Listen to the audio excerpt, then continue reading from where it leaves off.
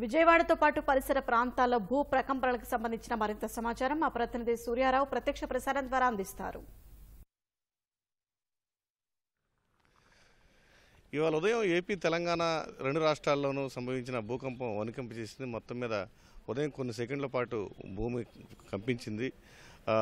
ఒక విజయవాడతో పాటు ఎన్టీఆర్ జిల్లాలోని పలు ప్రాంతాలు నందిగామ, తిరువూరు, జగ్గైపేట, అనుమోల్లంక, గంపలగూడెం, అలాగే మునగచెర్ల వంటి ప్రాంతాల్లో కూడా భూమి స్వల్పంగా కంపించింది. చాలామంది ప్రజలైతే భయాందోళనలతో బయటికి పరుగులు తీశారు. అనుకోని ఉపద్రవమే జరిగిందని ప్రజలైతే భయపడ్డారు. కాకపోతే ఇదంతా కూడా సహజంగా గతంలో కూడా జరిగినటువంటి లక్షణాలు కాబట్టి ఈ భూకంప లక్షణాలు అనేవి స్వల్పంగా ఉన్నాయి. 5.3 రిక్టర్ స్కేల్పై నమోదైన నేపథ్యంలో పెద్దగా నష్టం ఏం లేదని చెప్పి నిపుణులు చెప్తున్నారు. మనతో పాటు ఇప్పుడు విజయవాడ ఆంధ్ర లయోలా కళాశాల ఫిజిక్స్ విభాగాధిపతి తుమ్మల శ్రీకుమార్ ఉన్నారు. వారిని అడిగి మరిన్ని వివరాలు తెలుసుకుందాం ఈ భూకంపానికి సంబంధించి. సరే, ఈ భూకంపాన్ని మనం ఎలా చూడొచ్చు? మన ఉభయ తెలుగు రాష్ట్రాలు కూడా జియోలాజికల్ సర్వే ఆఫ్ ఇండియా ప్రకారం 5 జోన్లు విభజించారు. 5 జోన్లలో మనం జోన్ 2 అండ్ జోన్ 3 అంటే మోడరేట్ ఎర్త్క్వేక్ వచ్చే ప్రాంతంలో ఉన్నాం. గతంలో కూడా ఇది 2006 భుజ్ భూకంపం వచ్చినప్పుడు కానీ 2009, 2012లో కూడా భూమి కంపించడం జరిగింది. కాకపోతే ఉదయం ఇవాళ 7:27కి నేను బయట కూర్చుని పేపర్ చదువుకునే టైంలో ఒక్కసారిగా కుదుపు వచ్చింది. ఇది హారిజాంటల్గా ఇట్లా మనం జల్లెడు గనక ఊపినట్టుగా వచ్చిందనమాట. అది మూడు సార్లుగా వచ్చింది. కొన్ని ప్రాంతాల్లో నాకు చాలామంది ఫోన్ చేసి చెప్పింది ఒకటి వచ్చిందని. ఈ కుదుపు ఏంటంటే 5.3 తీవ్రతలో రిక్టర్ స్కేల్ మీద ఉండటం, ముఖ్యంగా గోదావరి తీర ప్రాంతం అంతా కూడా అంటే వైజాగ్ వరకు, అలాగే ఉభయ కృష్ణా జిల్లాలు ఎన్టీఆర్ కృష్ణా జిల్లాల్లో కూడా ఇది చాలా భయాన్ని కలుగజేసింది. ఎందుకనంటే ఆ కుదుపు ఎలా ఉందంటే 3 కూడా ఒక్కసారిగా కుదపడం వల్ల చాలామంది బయటికి పరిగెత్తారు. నాకు అనేక ఫోన్లు కూడా వచ్చినాయి. రోడ్డు మీద నేను గమనిస్తా ఉన్నా. అది జరిగిన తర్వాత వెంటనే కుక్కలు అన్నీ కూడా భయభ్రాంతులతో పరిగెత్తినాయండి. ఇది మనం ఆందోళన చెందాల్సిన విషయం కాదు. ఎందుకంటే ఇది 5.3 రావడం వల్ల మోడరేట్ అనేటి ఎర్త్క్వేక్. కాకపోతే మనకి గతంలో కూడా ఈ సెస్మిక్ యాక్టివిటీ అనేటువంటిది రికార్డు చేయడానికి జియో టెక్నికల్ కానీ జియోలాజికల్ సర్వే ఆఫ్ ఇండియా వాళ్ళ యొక్క అంటే కనదుర్గ కొండ మీద రాళ్ళు దొల్లిపడినప్పుడు ఇవి చాలా తీవ్రంగా దీని గురించి అధ్యయనం జరిగింది.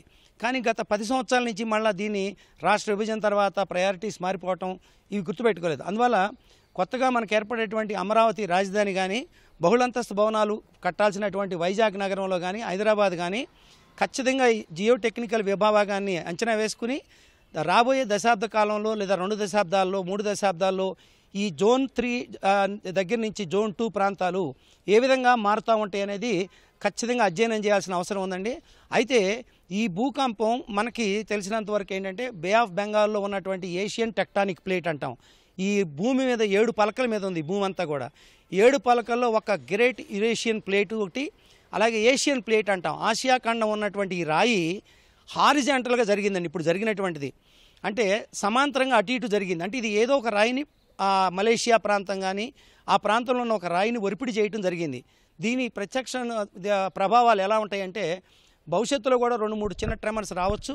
ప్రజలేమీ ఆందోళన చెందాల్సిన అవసరం లేదు. ముఖ్యంగా మంది తెలంగాణ, ఆంధ్ర కూడా జోన్ 2 అండ్ జోన్ 3లో ఉన్నాయి కాబట్టి ఇవి మోడరేట్ భూకంపాలే తప్ప ప్రాణ నష్టం జరిగేటువంటి తీవ్ర భూకంపాలు రావు.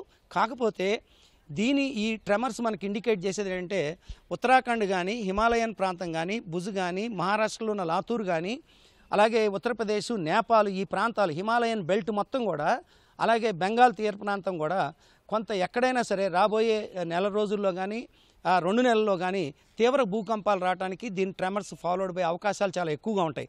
ఎందుకంటే ఈ ట్రెమర్ నిరంతరం భూమిలో సర్దుబాట్లు జరుగుతుంటాయి. దానిలో భాగంగా ఈ ట్రెమర్ ఏర్పడిందండి. ఈ సర్దుబాట్లు జరిగినప్పుడు కొన్ని చోట్ల ప్రెషర్ రిలీజ్ పాయింట్స్ వస్తాయి. అవి ఎక్కువగా తీవ్ర భూకంపాన్ని చలువ చేస్తాయి. 2006లో భుజ్ భూకంపం వచ్చినప్పుడు అట్లాగే జరిగింది. రెపల్లిడే జరుగుతుండగా పిల్లలు బిల్డింగ్లో ఉండి ఒక్కసారిగా కుదుపుకి ప్రాణ నష్టం జరిగింది. నేపాల్ ఎర్త్క్వేక్ అట్లాగే జరిగింది. లాతూర్ ఎర్త్క్వేక్ అట్లాగే జరిగింది. కాబట్టి ప్రజలను అప్రమత్తం చేయాల్సినటువంటి సైరన్ లాంటిది డిజాస్టర్ మిటిగేషన్లో ఎట్లా అయితే మనం వరద హెచ్చరిక చేస్తూ ఉన్నామో వీటిని కనీసం ఒక 1 అవర్ ముందు కూడా సెస్మిక్ యాక్టివిటీ మీ ప్రాంతంలో రావచ్చు అని చెప్పగలిగే స్థాయికి మన శాటిలైట్ వ్యవస్థను కానీ రిమోట్ సెన్సింగ్ వ్యవస్థను కానీ ఈ అలార్మింగ్ వ్యవస్థను కానీ పెంచితే చాలా బాగుంటుంది. ఎందుకంటే ఇప్పుడు పిడుగు మీ ప్రాంతంలో పడవచ్చని మనం డిజాస్టర్ వార్నింగ్ ఇస్తా ఉన్నాం. అలాగే దీని మీద పరిశోధన జరిపి జియోటెక్నికల్ శాస్త్రవేత్తలు, భూభౌతిక శాస్త్రవేత్తలు ఈ మార్పులను ఏ విధంగా ఉన్నాయి రాబోయే దశాబ్దకాలంలో, ముఖ్యంగా నగరీకరణ చాలా వేగంగా జరుగుతుంది కాబట్టి ఈ నగరీకరణ జరిగినప్పుడు ఈ ప్రమాదాలు కనుక జరిగితే, ఎందుకంటే డెన్సిటీ ఆఫ్ పాపులేషన్ ఎక్కువగా ఉంటుంది, వర్టికల్గా వెళ్తాం కాబట్టి 10వ అంతస్తులో 15వ అంతస్తులో 29వ అంతస్తులో ఉన్న వ్యక్తి దిగి ఒక్కసారిగా రోడ్డు మీదకి రావడం అనేది జరిగే పని కాదు. ఈ 30-40 సెకండ్ల వ్యవధిలోనే ఘోరం జరిగిపోవచ్చు. కాబట్టి దీనికి 1 అవర్ ముందుగా అన్నా సరే పసిగట్టగలిగేటువంటి ఒక వ్యవస్థ మనం రూపుగలగలిగినట్టయితే, ఇవాళ సాంకేతికంగా మనం అభివృద్ధి చెందాం కాబట్టి కొన్ని పాయింట్స్ని ఐడెంటిఫై చేసి డీప్లో కనుక డిగ్ చేసి సెన్సార్స్ పెట్టినట్టయితే, చాలామంది వాళ్ళ పేపర్స్ రీసెర్చ్ పరిశోధనలో కూడా చెప్తా ఉన్నారు, మనం ఆ సెన్సార్స్ ద్వారా భూమి కదలికల్ని ముందుగానే గుర్తించి రావచ్చు అని చెప్పొచ్చు. ఖచ్చితంగా వస్తుందని కానీ రాదని కానీ చెప్పలేం. కానీ ప్రికాషన్ ఇవ్వడానికి చాలా అవకాశం ఉంది కాబట్టి ఇది ప్రాణ నష్టం జరగకుండా, ఆస్తి నష్టం జరగకుండా మనం ఈ జాగ్రత్తలు తీసుకోవచ్చు అనేది నా అభిప్రాయం అండి. సార్, ఇప్పుడు మనం సేఫ్ జోన్, ఏపీ తెలంగాణ రెండు కూడా సేఫ్ జోన్లో ఉన్నాయని చెప్తున్నారు. అట్లాంటిది 5.3 రిక్టర్ స్కేల్ పై నమోదైందంటే దీని తీవ్రత భవిష్యత్తులో ఏమైనా ఉండే అవకాశం ఉందా? అంటే రిక్టర్ స్కేల్ మీద 6 లోపు ఎంత వచ్చినా సరే కొద్దిపాటి నష్టం, అంటే బీటలు వారటం లేదా వస్తువులు కింద పడిపోవటం తప్ప మనకి బిల్డింగులు కూలిపోయి లేకపోతే భూమి చీలిపోయేటువంటి పరిస్థితి ఉండదండి. 6 తర్వాత మాత్రమే తీవ్ర భూకంపంగా పరిగణించబడుద్ది. 6.5, 7 అలా ఉన్నప్పుడు పెను భూకంపం అంటామండి. 5.5 కానీ 5.7 లోపు పెద్దగా నష్టం. 5.7 వచ్చినా కూడా కొంచెం మనకి తీవ్రమైనటువంటి ట్రెమర్స్ వస్తాయి, వస్తువులు పడిపోతూ ఉంటాయి, చిన్న చిన్న క్రాక్స్ వస్తాయి అన్నమాట. కాబట్టి 5.3 మోడరేట్లో హై భూకంపం అనే చెప్పవచ్చు. అందుకనే పొద్దున్న వచ్చినటువంటిది కొన్ని కంపన తీవ్రత ఎక్కువగా ఉంది, కానీ నష్టం ఏమీ జరగలేదు. ప్రజలైతే మాత్రం భయభ్రాంతులకు గురయ్యారు. కాబట్టి ఆందోళన చెందాల్సిన అవసరంలా అనేక పుకార్లు వస్తాయి, ఈ భూకంపాలు ఇంకా భూకంపాలు ఎక్కువైపోతాయని, ఈ ప్రాంతంలో భూకంపాలు వస్తాయని, అలా మీరు మనం నమ్మాల్సిన అవసరం లేదు. కానీ మనం చక్కగా జోన్ 2, జోన్ 3లో ఉన్నాం. అంటే జోన్ 2 అనేది బాగా సేఫ్, తీర ప్రాంతం అంతా కూడా జోన్ 3 ప్రాంతంలో ఉంది కాబట్టి మనం మోడరేట్ అయినటువంటి దాంట్లో ఉన్నాం. జియోలాజికల్ సర్వే ఆఫ్ ఇండియా కూడా చెప్తుంది అంత ప్రాణాంతకమైనటువంటి భూకంపాలు మన ప్రాంతంలో రావు. కొంచెం ప్రజలు ఆందోళన చెందాల్సిన అవసరం లేదు. కాకపోతే మనం ఖచ్చితంగా దీనికి సంబంధించినటువంటి నేషనల్ జియోఫిజికల్ రీసెర్చ్ ఇన్స్టిట్యూట్ హైదరాబాద్లో ఉంది.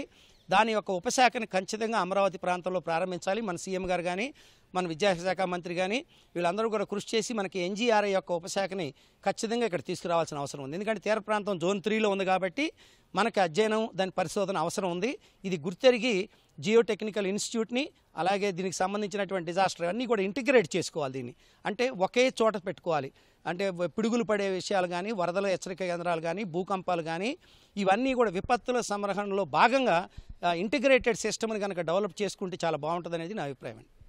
నదీ తీరం వెంబడి ఉండే ప్రాంతాల్లో తీవ్రత అయితే కనిపిస్తుంది. శాస్త్రీయత ఏమైనా ఉందా? అంటే నీళ్ళల్లో వేగం ఒక్కసారిగా తగ్గిపోతుంది భూకంప తీవ్రత.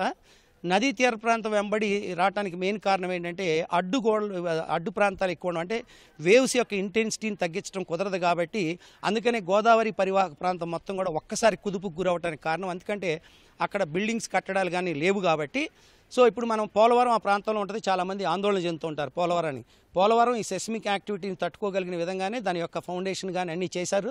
శాస్త్రవేత్తలు జియోటెక్నికల్గా చాలా పగడ్బందీగా నిర్మించారు కాబట్టి ఎటువంటి ప్రమాదం లేదని మన డ్యాములకు కానీ మన యొక్క దీనికి కానీ, ఎందుకంటే ఈ తీవ్రతలో వచ్చినప్పుడు తట్టుకోగలిగిన శ్రీశైలం డ్యామ్ గతంలో 6.5 వచ్చినప్పుడు కూడా తట్టుకోగలిగిందండి. ఇది శ్రీకుమార్ అభిప్రాయం. మొత్తం మీద 5.3 రిక్టర్ స్కేల్పై నమోదైంది, తీవ్రత తక్కువేనని, ప్రజలెవరూ ఆందోళన చెందవద్దని ఆయన చెప్తున్నారు. కెమెరామెన్ నాగరాజుతో Surya, ETV news, Vijayawada water studio.